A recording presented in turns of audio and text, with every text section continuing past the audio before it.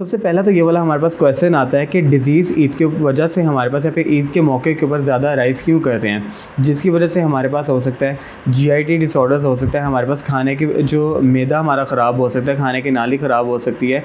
ये सब चीज़ें क्यों होती हैं, उनके मुतालिक आज हम बात करेंगे।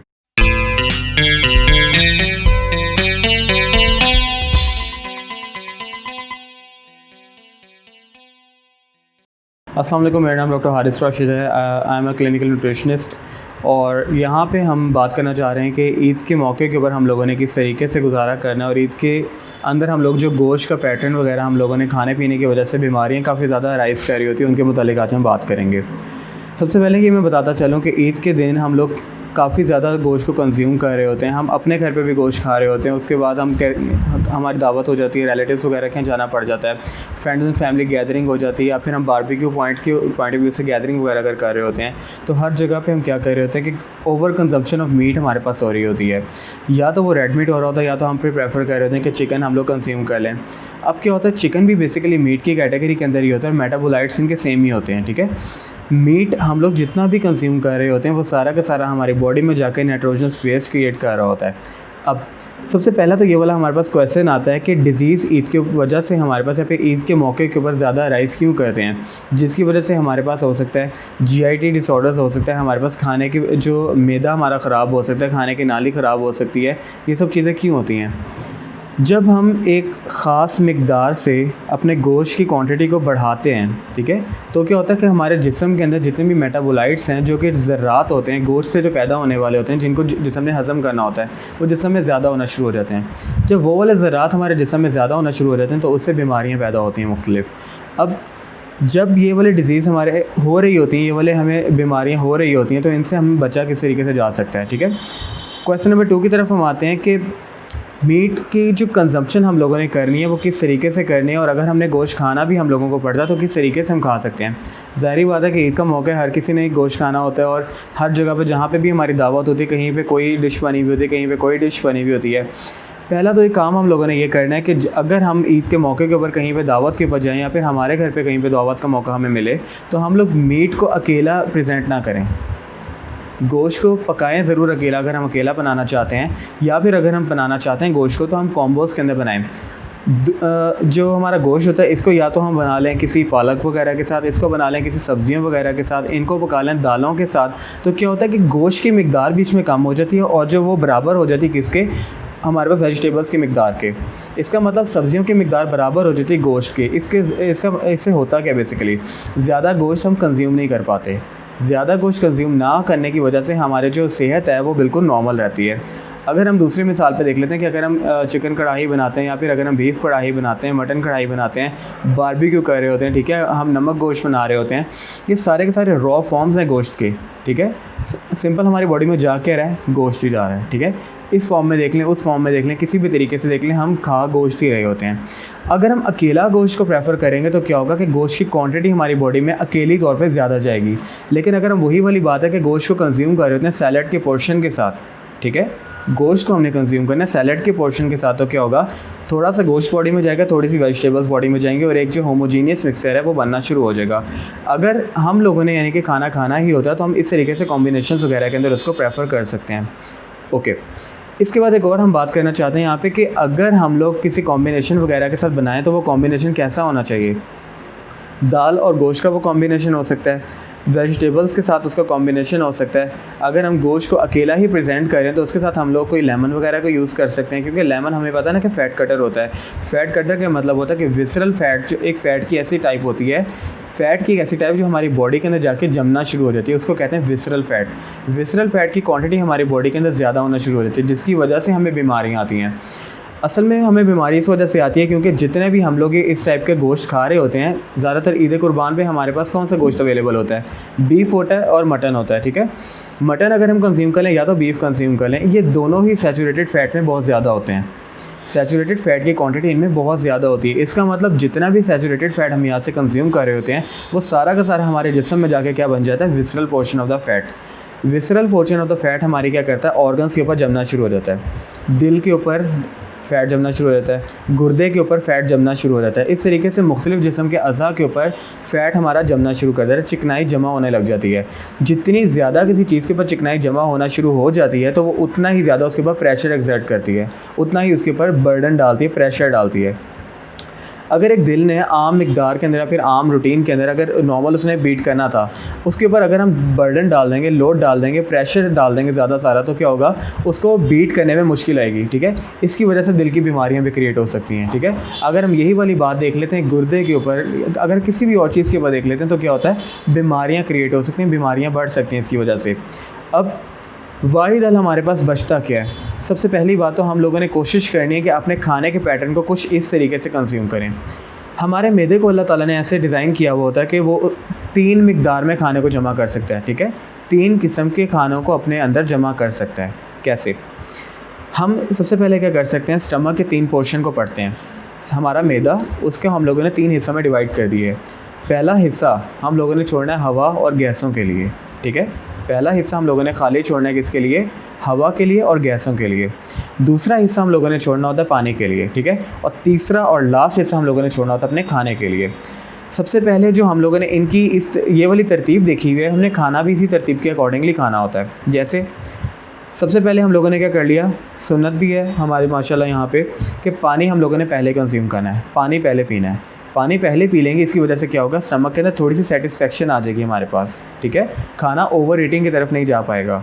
पानी अगर हम पहले पी लेंगे तो सेटिस्फेक्शन ज़्यादा आ जाएगी और हम ज़्यादा खाना खा ही नहीं पाएंगे चाह के भी। ठीक है, उसके बाद क्या करेंगे हम, दूसरा हिस्सा खाने के लिए हम लोगों ने जितना भी खाना खाना है हम उतना खाएंगे, अपनी थोड़ी सी भूख रख के, जैसे सुन्नत नबी सल्लल्लाहु अलैहि वसल्लम भी हमारे पास दोबारा आ जाती है कि भूख रख के खाना खाना चाहिए। ठीक है, भूख रख के अगर हम खाना खाएंगे, छोटे छोटे पोर्शन के अंदर खाना खाएंगे, तो क्या होगा, हमारे मैदे के अंदर जो 2 चीज़ें जमा हो चुकी हुई हैं। कौन सा, जो पहले हमने पानी पिया हुआ था वो, दूसरा जो हम लोगों ने गोश्त खाया हुआ था वो, तीसरा हिस्सा खाली है। हमने क्या कहा था कि ये हम लोगों ने गैसों के लिए खाली छोड़ा हुआ है। ठीक है, जब खाना हमारे जिस्म में हज़म होता है, ठीक है, पानी और खाना मिलके क्या करता है, हाजमा हमारा कर रहा होता है। जब ये चीज़ें हज़म हो रही होती हैं तो ये गैस प्रोड्यूस करती है, गैस बनाती है।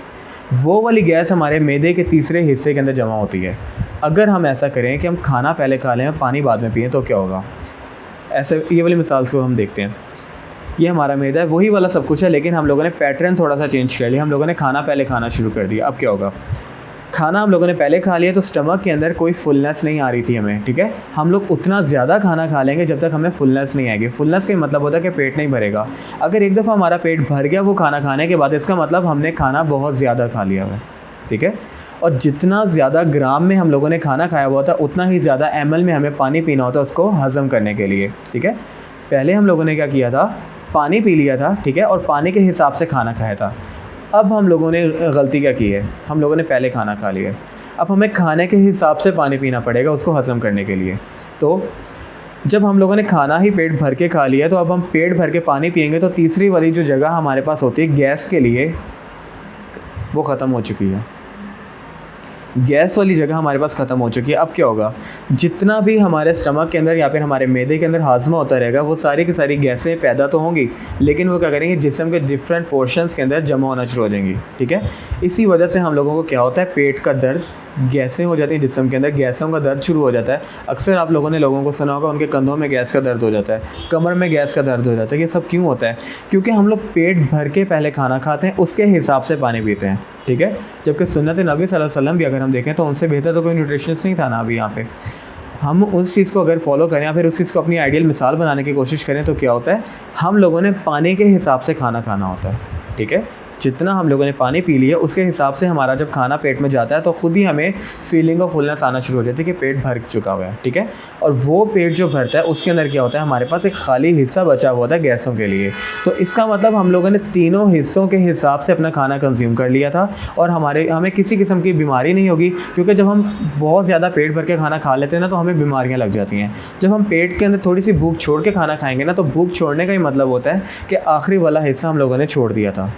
आखिरी हिस्सा जो हम लोगों ने छोड़ा था वो कौन सा हिस्सा था, हमारे पास गैसों के जमा होने वाला हिस्सा। तो इन तरतीब के हिसाब से अगर हम अपना खाना खाएं तो कभी भी किसी भी किस्म की हमें बीमारी नहीं लग सकती। पहले सवाल तो हमारा ये था कि ईद कुर्बान के बाद ना काफ़ी ज़्यादा लोगों को बीमारियां काफ़ी ज़्यादा लग जाती हैं, ठीक है। हार्ट के मरीज़ होते हैं, ठीक है, जिनको दिल में ज़्यादा दर्द शुरू हो जाता है। शुगर के मरीज़ होते हैं जिनकी शुगर हाई होना शुरू हो जाती है। उसके बाद कोलेस्ट्रॉल के मरीज़ होते हैं जिनका कोलेस्ट्रॉल लेवल बढ़ जाता है। हाइपरटेंशन के मरीज़ होते हैं जिनका जो ब्लड प्रेशर वगैरह होता है कि काफ़ी ज़्यादा अनकंट्रोल्ड लेवल तक बढ़ जाता है। ये सब कुछ ऐसा क्यों हो रहा होता है?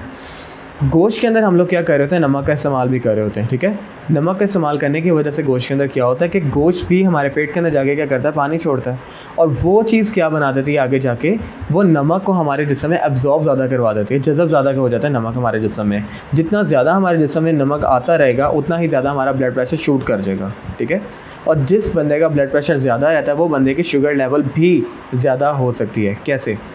जब हमारे जिस्म में ब्लड प्रेशर बढ़ जाता है तो वो वाला ब्लड प्रेशर, वो ब्लड सर्कुलेशन हमारे पास जाती है एक ऐसे अज़ा की तरह जिसको हम पैंक्रियास कहते हैं।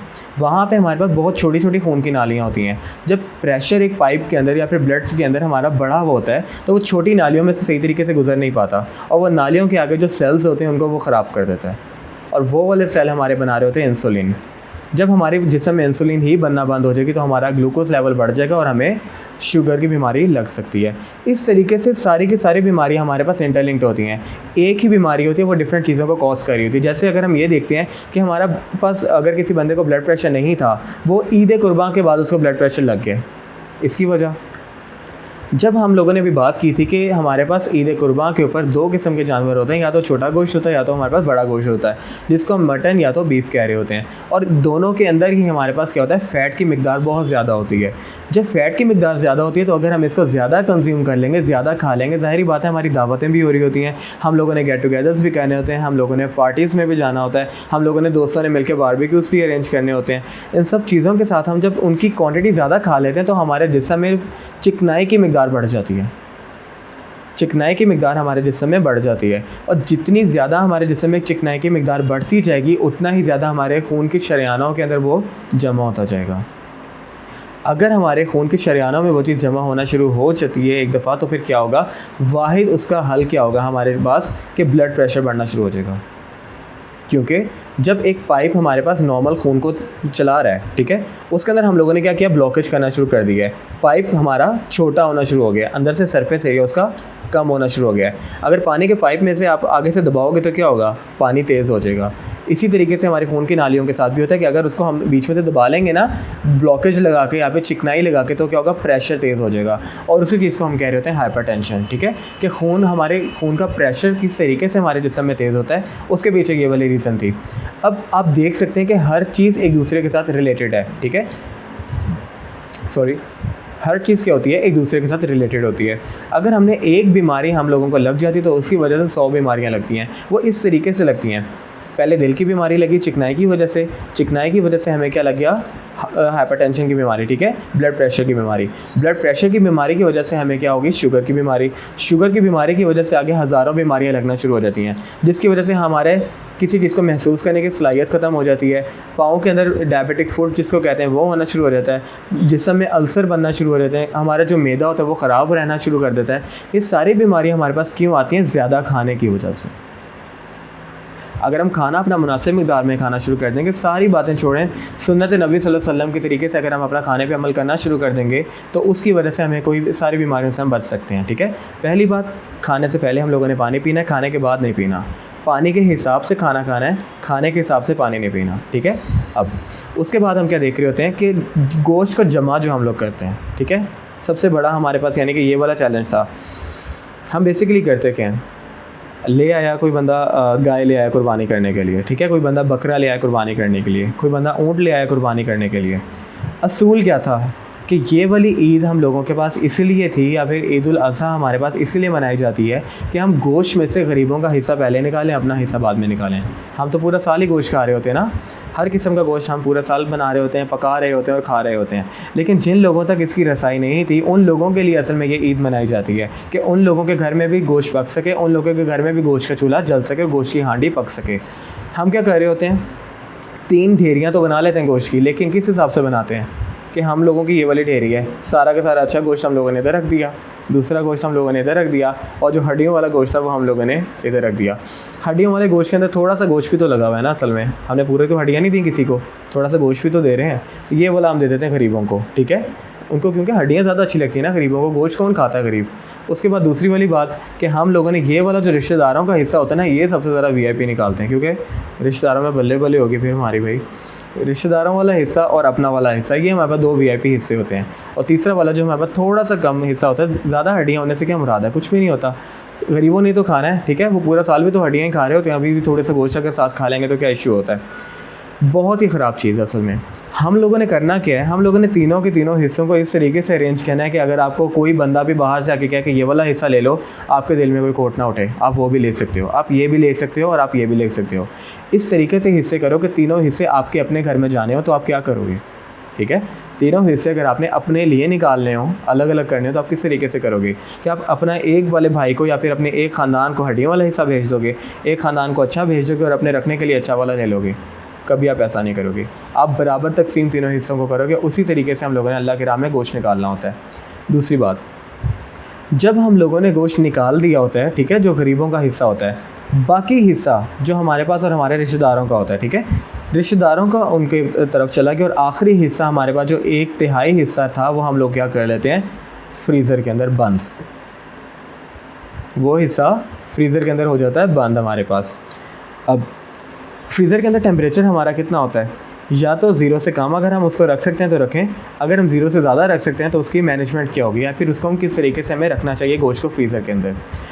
हम लोगों ने ये देखा था कि पाकिस्तान जैसे माशाल्लाह से कंट्री के अंदर क्या होता है, हमारे पास लोड शेडिंग बहुत ज़्यादा होती है। और अगर आप इतने फॉर्चुनेट हैं कि आपके पास लोड शेडिंग का जो है ये वाला मसला वगैरह नहीं आ सकता, तो फिर आपकी मैनेजमेंट क्या होनी चाहिए, और अगर लोड शेडिंग है तो मैनेजमेंट क्या होनी चाहिए।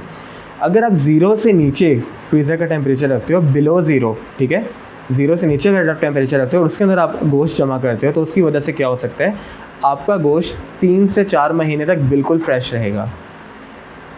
आपका गोश्त 3 से 4 महीने तक फ्रेश कब रहेगा, 0 लोड शेडिंग के साथ। कोई लोड शेडिंग एक दफ़ा भी आपने 3-4 महीने में फ्रीज़र बंद नहीं किया, ठीक है। शर्त ये है, आपने एक दफ़े फ्रीज़र अपना बंद नहीं किया। ये नहीं करना कि रात को फ्रीज़र बंद कर दिया, सुबह उठ के खोल दिया, जैसे होते हैं ना हमारे पास जुगाड़ होते हैं हर चीज़ के, ये वाला नहीं हमने काम करना। हमने ये, अगर हमारा फ्रीज़र बंद नहीं होता तो 3 से लेकर 4 महीने तक हमारा गोश्त बिल्कुल नॉर्मल रहेगा। लेकिन अगर वो जुगाड़ नंबर 2 की तरफ आए कि अगर हम लोगों ने रात को बंद कर दिया, सुबह की तरफ खोल दिया, तो क्या होगा, पूरी रात हमें क्या हुआ कि कूलिंग नहीं हुई। पूरी रात क्या हुआ, कूलिंग नहीं हुई। गोश्त ने अपना भी पानी छोड़ दिया और बाकी चीज़ों को भी ख़राब करना शुरू कर दिया। जो पानी गोश्त छोड़ता है उसके अंदर ऐसे बैक्टीरिया पैदा होते हैं या फिर ऐसे वायरस पैदा होते हैं जो लाइलाज बीमारियां इंसानों में पैदा करते हैं। इसीलिए सिर्फ कहा गया है, दोबारा बैक टू द सुन्नत नबी के, गोश्त उतना ही अपने पास रखो या फिर खाना उतना ही अपने पास रखो जितना आप खा सको, ठीक है, क्योंकि बाकी क्या होगा, ज़ाया हो जाएगा। फ्रीज़र ने आपको नहीं बताना कि ये वाला गोश्त अब ख़राब हो चुका है भाई, इसके अंदर बैक्टीरिया ग्रो कर गए हैं। उसने सिर्फ और सिर्फ आपको ये बताना है कि भाई गोश्त पड़ा हुआ है और बहुत हार्ड है, बिल्कुल सही है, कोई इशू नहीं है इसको। लेकिन आप लोगों को पता होगा अब से कि वो वाले गोश्त के अंदर क्या क्या चीज़ें पैदा हो चुकी थी। एक दफ़ा भी फ्रीज़र बंद हुआ, इसका मतलब गोश्त 1 महीना पीछे चला गया। फ्रीज़र एक दफ़ा भी बंद हुआ, सप्लाई जो हमारे पास कूलिंग की है एक दफ़ा भी पीछे हुई, तो क्या हुआ, गोश्त हमारा 1 महीना पीछे चला गया। तो अब अगर हमने रात को फ्रीज़र बंद करके सुबह वाला खोलना है, या फिर हम लोगों के पास इतनी ज़्यादा लोड शेडिंग होती है कि अंदर जो कूलिंग है वो परसिस्ट कर ही नहीं पाती, टेम्परेचर बिलो 0 रह ही नहीं पाता, तो हम क्या कर सकते हैं, हम सिर्फ और सिर्फ ये कर सकते हैं कि इतना गोश्त अपने पास रखें कि कम से कम 1 महीना वो चल जाए। जब 1 महीना गोश्त हमारे पास चल जाएगा, इसका मतलब बाकी गोश्त ख़राब हो जाएगा। तो जो ख़राब होने से बेहतर नहीं है कि हम किसी के उसको मुँह में डाल दें इस गोश्त को, ठीक है, खाया ही जाएगा ना गोश्त। असल में ये वाली ईद हम लोगों के लिए नहीं थी, हम लोगों ने कॉन्सेप्ट एक छोटा सा गलत बना लिया था कि ये ईद हमारे लिए, हमारे एंजॉयमेंट के लिए हम लोगों ने जानवर लेकर आने हैं, बड़े बड़े जानवर लेकर आने हैं, उनकी कुर्बानी करनी है और उनको पूरा का पूरा जानवर उठा के डाल देना है फ्रीज़र में अपने, ये साल का राशन आ गया हम लोगों के घरों में। ऐसा बिल्कुल भी नहीं होता। ये वाली ईद बेसिकली उन लोगों के लिए होती है या फिर उन लोगों के लिए मनाई जाती है जिन लोगों के घर में गोश्त नहीं पकता, उन लोगों को देना सीखें, ठीक है। तो अल्लाह ताला आपको माशाल्लाह से 1 साल के अंदर कई दफ़ा यानी कि और गोश्त देता है, ऐसा तो कोई इशू नहीं है ना किसी लोग के साथ। तो हमें ये चाहिए कि हम जो गोश्त को स्टॉक करते हैं, पहले हम लोगों ने स्टॉक करना बंद करना है। दूसरा ये, जो हम ईद के ऊपर गोश्त बहुत ज़्यादा अपने पेटों में भर लेते हैं, ये हम लोगों ने काम नहीं करना। तीसरी बात हम लोगों ने ये डिस्कस की थी कि हम लोगों को बीमारियाँ किस वजह से लग रही थी, पोर्शन के हिसाब से अब अपना खाना नहीं खाते, ठीक है। सर्विंग के हिसाब से अपना खाना नहीं खाते, पोर्शन बना लेते हैं। अगर एक बंदा ज़्यादा मोटा है तो वो क्या करेगा, ज़्यादा अपनी प्लेट भर लेगा कि यार मैं इतना ही खाता हूँ, ठीक है। हम लोगों ने पोर्शन को स्किप करना है और सर्विंग्स की तरफ आना है, ठीक है। कि एक हमारे पास स्टैंडर्ड सर्विंग कितनी होती है। सर्विंग का ये मतलब होता है कि एक वक्त में एक बंदा गोश्त का कितनी हिस्सा खा सकता है, कितनी क्वांटिटी में कंज्यूम कर सकता है, इसको सर्विंग कहते हैं। पोर्शन इसको कहते हैं कि भाई मेरा वेट इतना है, मैं इतना खाना खाता हूँ, ठीक है। या फिर मुझे भूख ज़्यादा लगती है और मैं इतना खाना खाता हूँ, जितना मेरी प्लेट में आया खाना मैंने उसको भर लिया है, ये बन गया पोर्शन। और सर्विंग हमारे पास कैसे बनी है कि हम लोगों ने हर बंदे के सर्विंग एक जितनी होती है। रेस्टोरेंट्स के अंदर जाएं तो स्टैंडर्ड सर्विंग प्लेट हमारे पास आती है। इसका मतलब वो ये नहीं देखते बंदा मोटा है, वो ये नहीं देखते बंदा बारीक है, वो ये नहीं देखते कि बंदा कितना खाता है, वो ये नहीं देखते कि बंदा छोड़ देगा इस खाने को। वो सिर्फ ये देखते हैं कि हमारा स्टैंडर्ड सर्विंग साइज़ कितना होना चाहिए। अगर हम उस सर्विंग साइज़ के हिसाब से चलेंगे तो कभी किसी को बीमारी नहीं लग सकती। तो ये कुछ ऐसी तदाबीरें वगैरह हैं जिनकी वजह से हम ये वाले सारे के सारी चीज़ों से बचा जा सकता है। अब एक और बात करते हैं कि अगर किसी को दिल की बीमारी लग गई है, ठीक है, बड़ी ईद के बाद क्या होता है, अक्सर हम लोग चिकनाई ना चाहते हुए भी ज़्यादा खा लेते हैं, ठीक है। उन सब चीज़ों की वजह से क्या होता है कि हमें दिल की बीमारी लग जाती है, हमारे जिस्म में टॉक्सिफिकेशन हो जाती है, ठीक है। हमारे जिस्म में क्या होती है, इम्प्योरिटीज़ आ जाती हैं। ये सब चीज़ें क्या होती हैं, जहरीले मादे। जिस्म में क्या होता है, जहरीले मादे हमारे बनना शुरू कर देते हैं। अच्छा, अब यहाँ पे सप्लीमेंटेशन प्रिस्क्रिप्शन की बात आती है कि यहाँ पे हम लोगों को सप्लीमेंटेशन प्रिस्क्राइब कौन सा करना चाहिए और कौन सा हम यहाँ पे कंज्यूम कर सकते हैं। चीटोसान कौन सा वाला, सी एक्सट्रैक्टेड, समुंदर से निकाला हुआ चीटोसान, ठीक है, जो हमारे पास क्रैब शेल से आता है, ठीक है। क्रैब शेल हमारे पास हलाल होते हैं ना, क्रैब सी फूड से होते हैं, हलाल फूड्स में से जो एक्सट्रैक्टेड चीटोसान होता है वो हम कंज्यूम यहाँ पे कर सकते हैं। किस लिए, खून के अंदर से टॉक्सिक मटेरियल को निकालने के लिए, खून के अंदर से चिकनाई को डिज़ोल्व करवाने के लिए, खून के अंदर से जो इम्प्योरिटीज़ हैं उनको निकालने के लिए, ताकि हमारे जितना भी खाना होता है वो हमारे जिस्म को लग सके, ठीक है, जमा ना हो, लग जाए जिस्म को। क्योंकि जितना खाना जिस्म में जमा हो जाता है वो बिल्कुल बेकार हो जाता है, ख़ुद भी बेकार होता है, जिस्म को भी बेकार कर देता है।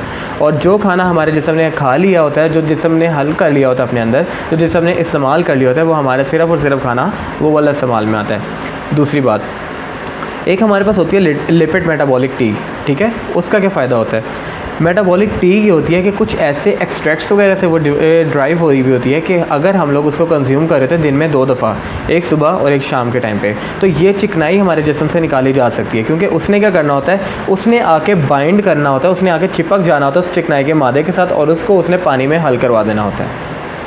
लिपिड मेटाबॉलिक टी क्या करती है, चिकनाई के साथ जमने के बाद उसको जिस्म से हमारे बाहर निकाल देती है। और बाहर कैसे निकालते, चिकनाई के साथ जम गई, उसने पीछे से उसका कनेक्शन ब्रेक कर दिया और उसको अपने साथ ही चिपका के साथ ले आई और साथ ही अपने जिस्म से उसको खारिज करवा दिया। इस तरीके से हमारे जिस्म के अंदर कुछ ड्रग्स से होती हैं, यानी ये वाले जो सप्लीमेंट्स होते हैं ये काम कर रहे होते हैं। तो अगर खुदा ना खासा इनमें से कोई बीमारी हो जाती है किसी बंदे को, तो वो सप्लीमेंटेशन लेने के बाद अपने आप को दोबारा नॉर्मल कर सकता है। और सप्लीमेंटेशन किस तरीके से लेने हैं, किस डोज से लेने हैं, अपने न्यूट्रिशन से आप लोगों ने ज़रूर कंसल्ट करना है इसके बारे में। और दूसरी एहतियाती तदाबीरें ये होती हैं कि आप लोग ज़्यादा खाओ ही मत, और अगर खाना पड़ता है तो उसके साथ आप सलाद वगैरह का इस्तेमाल ज़्यादा करो। अपने फ्रिज के अंदर ज़्यादा या फिर फ्रीज़र के अंदर ज़्यादा गोश्त ना भरो, क्योंकि हमें पता है कि उसकी जो न्यूट्रिशनल वैल्यू है वो लॉस हो जाती है। जितने भी उसके अंदर न्यूट्रिशनल मादे होते हैं ना, वो सारे के सारे अगर ज़्यादा देर तक गोश्त रखा रहे तो क्या होता है, हरा रंग उसके अंदर आना शुरू हो जाता है। हरा रंग का क्या मतलब होता है कि अब वो बिल्कुल भी फेंकने तक के काबिल नहीं रहा, इतना ज़्यादा ख़राब हो चुका हुआ है, ठीक है, कि हम उसको किसी जानवर को भी नहीं आके डाल सकते। और वो वाला गोश्त हम पूरा साल इस्तेमाल कर रहे थे, तो सोचें क्या हमें गोश्त की वो वाली चीज़ें मिल रही होती हैं, क्या हमें गोश्त से हीम आयरन जो हमें चाहिए होता है वो मिल रहा होता है, कभी भी नहीं मिल सकता, ठीक है। तो ये आज का हमारा टॉपिक था कि हम लोगों ने ईद के ऊपर किस तरीके से अपनी मैनेजमेंट करनी है डाइट की, किस तरीके से हम लोगों ने अपनी डाइट को कंज्यूम करना है, स्टमक की किस तरीके से हम लोगों ने 3 हिस्सों में डिवाइड करना है, और सिर्फ ईद के लिए नहीं, हेल्दी लाइफस्टाइल के लिए। अगर आप इस तरीके से अपना खाना शुरू कर देंगे ना, तो कभी किसी बंदे का पेट बाहर नहीं आएगा, कभी कोई बंदा मोटा नहीं होगा, कभी किसी को दिल की बीमारियाँ नहीं लगेंगी, कभी किसी को ब्लड प्रेशर का इशू नहीं होगा, ग्लूकोज या फिर डायबिटीज़ का इशू किसी बंदे को नहीं होगा, ठीक है। तो ये कुछ प्रिवेंटिव मेजर्स होते हैं कि आप फॉलो कर सकते हैं, ठीक है। और बाकी अगर कोई और आपके पास रिकमेंडेशन वगैरह होती है तो आप उसके लिए अपना जो न्यूट्रिशनिस्ट होता है ना उसके रिकमेंड कर सकते हैं, ठीक है। Thank you so much, this was Haris Rashid and अल्लाह हाफिज़।